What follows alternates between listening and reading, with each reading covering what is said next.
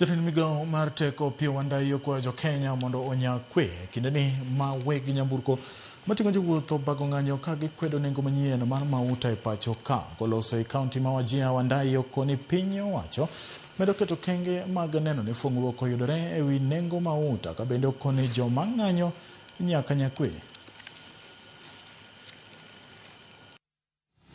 Mambo ya mafuta, serikali kuu ya Jamhuri ya Kenya chini ya uongozi wa Mheshimiwa Rais inaishughulikia vilivyo.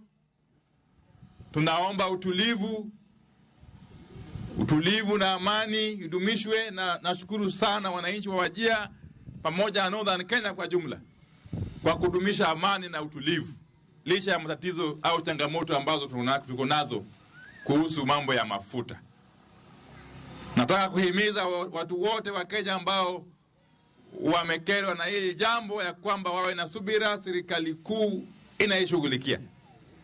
Nikitoka hapa naelekea Nairobi siku ya leo, tumeita hawa viongozi wa matatu sekta ili waje tuzungumuze nao, mimi pamoja na mwenzangu waziri wa uchukuzi na barabara Mheshimiwa Davis Chirchir.